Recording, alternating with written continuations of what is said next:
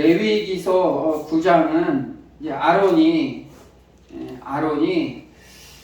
제사장이 되는 위임 기간을 마치고 이제 온전한 제사장이 되는 그런 임직식이 마치는 것으로 말씀이 시작되고 있어요.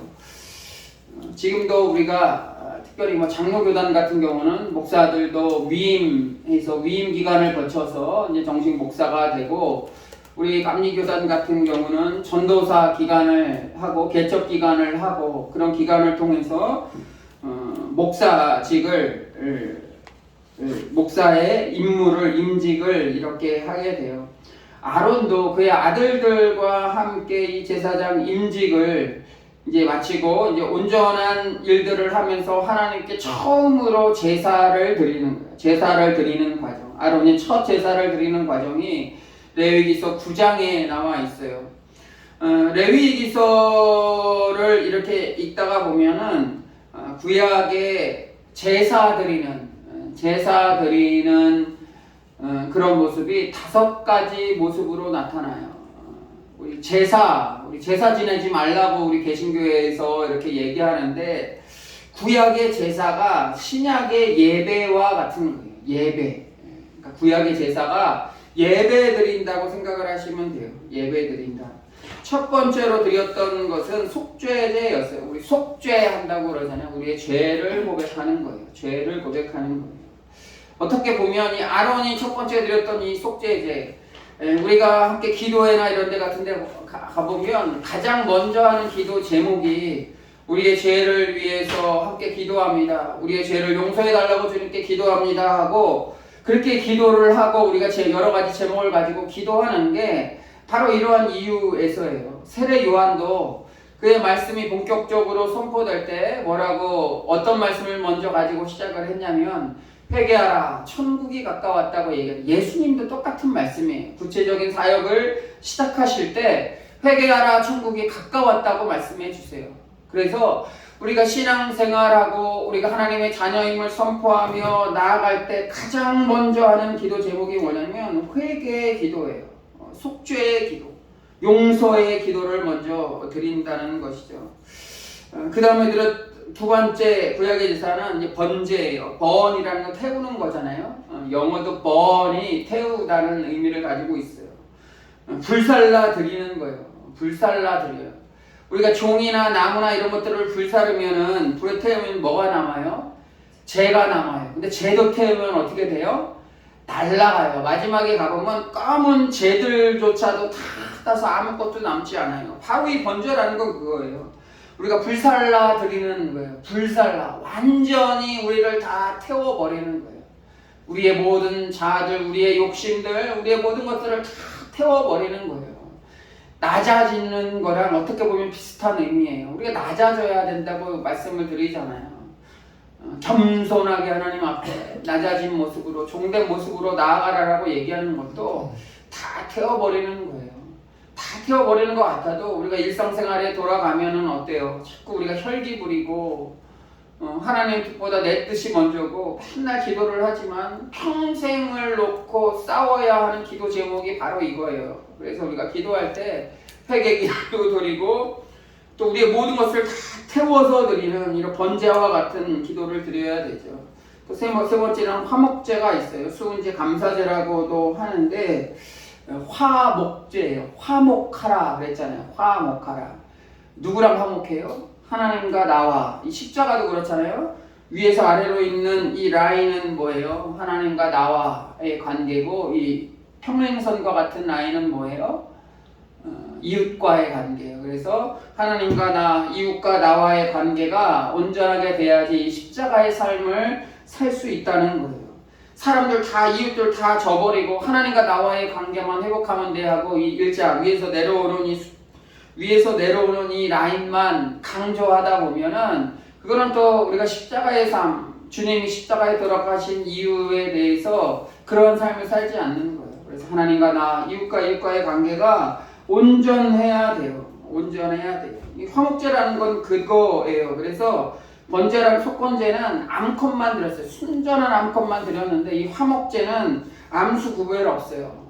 그리고 번제나 이런 것들은 다 태워버리는 거예요. 동물을 잡아서 다 태워버리는데 이 화목제는 제사를 드리고 제사의 예배를 드리고 나서 그 음식을 하나님께도 드리지만 이웃과도 또 함께 나누는 거예요. 함께 나누는 거. 이게 중요한 제사죠. 또 속건제라고 있어요. 속건제.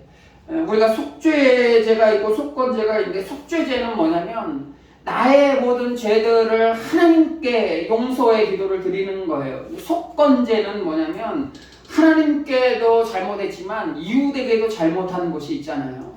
서로 사람과 사람 간에 죄 지은 그런 것들을 용서를 비는 거예요. 용서를 속건제. 하나님과 이웃에 잘못했던 것, 해를 끼쳤던 것, 그런 것들에 대해서 기도를 하는 거예요. 그래서 주기도문에도 같은 제목들이 나오잖아요. 하나님 우리의 죄를 사하여 주신 것 같이 우리도 이웃의 죄들을 용서하며 나아가는 거예요. 우리 죄를 사하여 주시고 하기 전에 우리에게 잘못한 사람을 용서해 준 것 같이 그랬어요. 우리가 먼저 용서해야 돼요. 하나님께 용서를 구하는 게 아니고 우리는 사람들의 어떤 잘못들에 대해서 용서하지 않고 사랑으로 대하지 않고 자꾸 하나님 용서해 주세요 용서해 주지 않는다면 들어주시지 않는다는 거예요. 그리고 마지막에 소제예요. 그러니까 속죄제, 번제, 화목제, 속건제, 그 다음에 마지막에 5번째가 소제예요. 소제. 첫 번째랑 네 번째 드렸던 속건제까지는 동물들로 드리는 건데 이 소제는 식물들 가지고 드리는 거예요. 식물들 가지고 드리는 거예요. 그리고 왜 동물을 드리고 식물을 드리고 그러냐 보면 히브리서 9장 22절에 보면 우리가 죄사함을 받을 때 우리가 기도에 하나님께 드릴 때는 피 흘림 없이는 용서가 없는 거예요.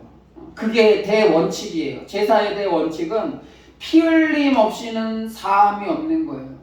그래서 우리를 대신해서 동물에게 피 흘리고 피를 뿌리고 그러면서 우리의 죄를 용서받는 것이죠. 우리의 죄를 용서받는 거예요. 그런데 신약시대에는 어때요? 이 동물들에게 드리는 이 피를 누가 대신 지신 거예요? 주님이 대신 지신 거예요. 주님이 십자가상에서 대신 피를 흘려주심으로 말미암아 이젠 더 이상 대속물, 이 동물, 식물 이런 것들을 대신 드릴 필요가 없는 거예요. 왜 그러냐면 주님이 십자가상에서 자신이 직접 피를 흘리심으로 말미암아 그래서 피 흘림 없이는 이 사함이 없다는 이 구약의 이 제사의 큰 원칙을 예수님이 다 하시는 거예요. 대신 지심으로 말미암아 우리의 모든 죄들을 대신 지심으로 말미암아 다 해결되는 거예요. 그래서 이 아론과 그 아들들이 오늘 임직을 마치면서 이제 제사장직을 본격적으로 드리며 제사를 드리는데 그 중에 첫 번째 드렸던 것이 뭐냐면 회개에 대한 속죄제를 먼저 드렸어요. 속죄제. 하나님 앞에 우리가 가장 먼저 나아가는 것이 바로 회개죠. 회개. 우리의 죄가 회개하지 않으면 하나님의 뜻을 알 수가 없어요. 예수님이 제자들을 세우기 전에 제자들을 이렇게 구하기 전에 밤이 맞도록 한 마리도 못 잡았던 제자가 있었죠. 밤이 맞도록 수고를 했는데 한 마리도 못 잡았어요. 그랬더니 주님이 다시 오셔가지고 이들에게 저 깊은 곳에 가서 그물을 한번 던져봐라. 그럴 때 어떤 기적이 일어나요? 그물이 찢어질 정도로 많이 잡혀요. 감사합니다. 이거 팔아다가 제가 예수님께 선물로 드릴게요. 11조를 드릴게요. 아니 반을 드릴게요. 그러지 않고 그 자리에서 무릎 꿇고 어떠한 고백을 하냐면 주여 나를 떠나소서 나는 죄인입니다 라고 고백을 하잖아요. 이거예요. 우리가 주님을 만나게 되면 가장 먼저 회개할 수밖에 없어요. 회개하지 않고 우리가 후회하고 주님을 믿진 않고 있나. 후회와 회개는 달라요. 내가 예전에 참 잘못했었는데 그랬었는데 이건 후회잖아요. 예전에 이렇게 했었어야 되는데 그게 아니에요. 지나온 모든 잘못들을 정말 참회 이 피 흘릴 정도로 피 흘린다는 건 뭐예요? 희생한다는 거잖아요. 희생하는 마음으로 그 마음을 가지고 정말 눈물로 참회하며 회개하며 나아갈 때 그때 비로소 주님이 오셔서 우리와 함께 하신다는 것을 우리가 통해서 알 수 있어요. 세례 요한도 그렇게 외쳤고 예수님도 첫 번째 사역 때 그렇게 외쳤어요. 베드로도 설교할 때 많은 사람이 사도행전 보면 회개할 때 많은 사람들이 말씀을 듣고 마음에 감동을 받았어요. 그때 그들이 외쳤어요. 우리가 어떻게 해야 됩니까? 어떻게 해야 하겠습니까? 이게 뭐예요? 그동안에 자기의 삶을 잘못한 것을 고백하는 거예요. 이제 어떻게 살아야 하지? 내가 지나온 삶이 너무나 잘못됐어. 그래요. 우리가 하나님의 말씀이 들어가면 우리의 삶이 바뀔 수밖에 없어요. 우리가 그동안에 했던 잘못들을 회개할 수밖에 없어요. 뭐 눈물을 흘리는 게 우리가 뭐 후회해도 눈물 흘려요. 후회해도 눈물 흘려요. 진정한 회개의 눈물을 흘리고 나야 주님의 뜻을 알 수 있다는 거예요.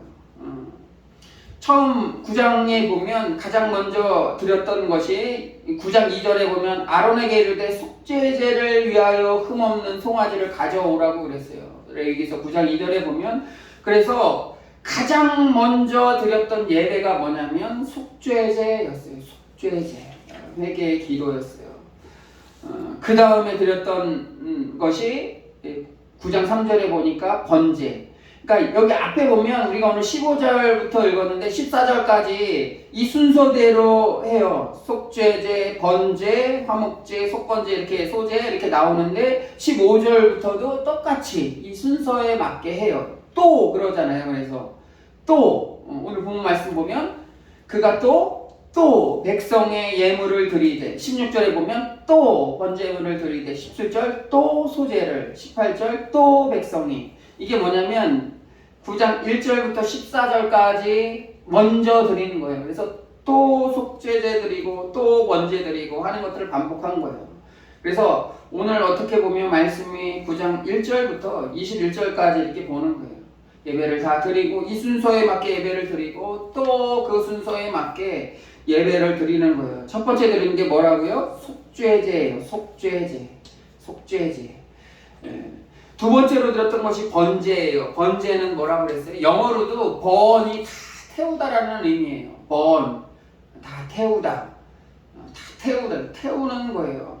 두 번째 드리는 거, 태우는 거예요. 태우는 거, 번제를 드렸다는 거. 이 번제가 가지고 있는 상징적인 의미가 뭐냐면 헌신이에요. 헌신하는 거예요. 우리의 죄를 다 회개하고 자백하고 그 다음에 우리가 주님께 우리가 헌신하며 나아가겠습니다라고 작정하며 드리는 게 바로 이 번제예요. 번제. 주님께 헌신합니다. 우리가 기도할 때 잠깐 기도할 때 이렇게 단순하게 말로 주님 헌신하겠습니다 하는데 번이라는 게 뭐라고 그랬어요? 완전히 태워버리는 거예요.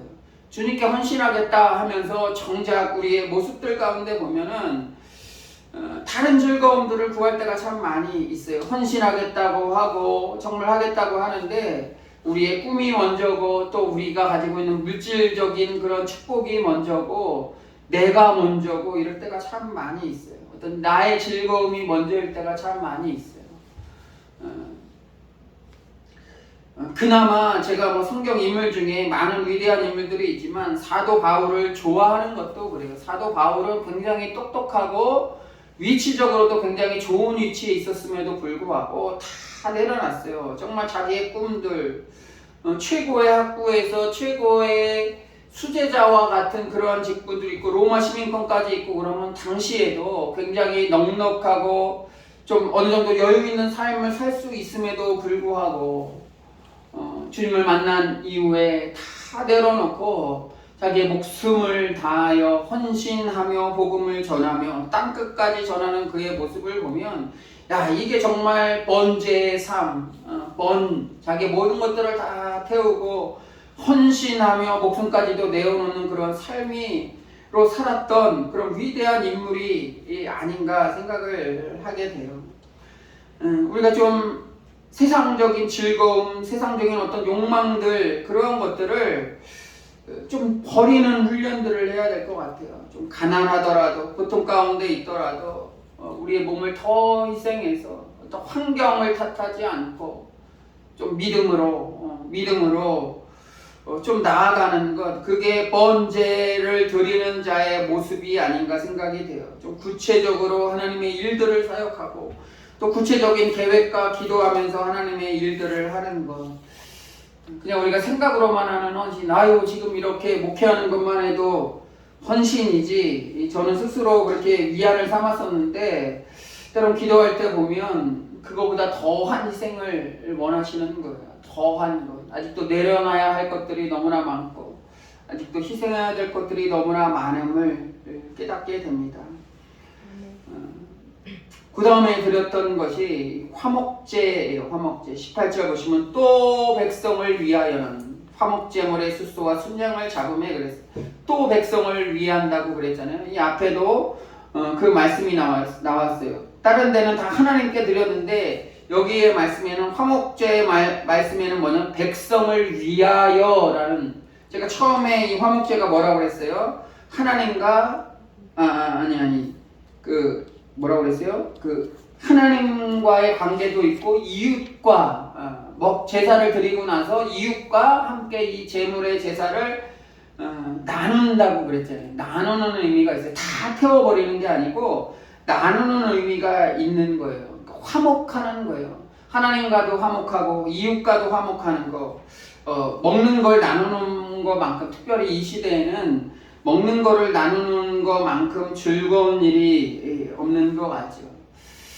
그래서 나눠줘요. 뭐 이렇게 보면은 교회들 이렇게 보면은 작은 교회들도 보면은 막 이렇게 사람들이 모이고 연세 드신 분들, 우리 뭐 요즘은 여기 주택에도 여기 아파트에도 그 어머니 뭐 이렇게 가시는 거 보면 양로원에서 뭐 삼계탕 같은 걸 가끔 끓여주고 뭘 해주시고 그런다고, 그러면 거기서 식사를 하고 오신다고 그러는데 그러면 좋잖아요. 먹으면서 대화를 하면 아주 좋은 얘기들도 하고, 우리나라도 뭐 밥상머리 교육이다 그래갖고 밥을 먹으면서 대화를 하면서 서로의 생각을 이해하고 얘기하고 그러면서 이렇게 함께 식사하고 그랬었는데 요즘은 또 바쁘다는 핑계로 그런 것들을 자주 안 하는데, 저도 먹는 거 참 좋아하고, 또 우리 교역자 회의 같은 데 보면 뭐 회의하는 것도 목적이 있지만 이 먹으면서 대화하는 그런 즐거움도 있어요. 이 화목제는 넓은 의미의 그런 의미도 있는 것 같아요. 나누면서 감사하는 거예요. 감사의 의미로 갖고 화목할 수 있는 그런 의미로 다가가는 것이죠. 감사의 제목을 찾는 거예요. 감사의 제목을 찾는 거예요. 우리가 절기적으로 뭐 추수감사나 맥주감사를 통해서 감사절기를 지키는데 늘 우리가 감사의 마음을 담아서 나아가야 하는 이유도 그랬어요. 구약에는 이렇게 특별한 의미를 가지고 동물을 놓고 또 식물을 놓고 이렇게 제사 드릴 때만 이러한 의미를 했는데, 이제 우리가 매일같이 이런 예배하는 예배자의 모습으로 나아가자라고 얘기를 하잖아요. 그런 모습으로 나아가는 거예요. 온전한 헌신과 회개와 또 우리가 세상을 향해서 이웃을 향해서 잘못된 것이 없는지, 속건제가 그러죠. 또 화목제로 감사의 제목을 찾아서 함께 나누고, 넉넉하진 않지만 함께 나누고 기쁨을 나누는 이 화목제의 의미, 여러 가지 의미들을 찾아서 구약의 이 예배를 드렸던, 이 아론이 첫 예배를 드렸던 이 의미를 한번 되새겨 봤으면 좋겠어요.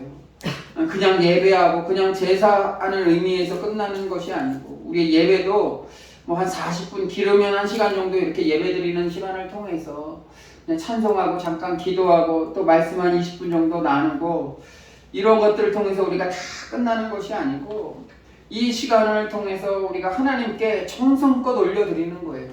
정성껏 올리는 거예요. 감사의 마음으로 하나님의 뜻을 또 깨닫고자 이 말씀을 통해서 하나님이 나에게 주시는 말씀이 무엇인가 또 깊이 교제하며 말씀 가운데도 주님께 기도하는 마음을 가지고 나아가면서 주님의 뜻을 또 깨닫게 되고, 이러한 것들을, 이러한 예배들을 통해서 하나님과 한 단계 더 나아가는 거예요.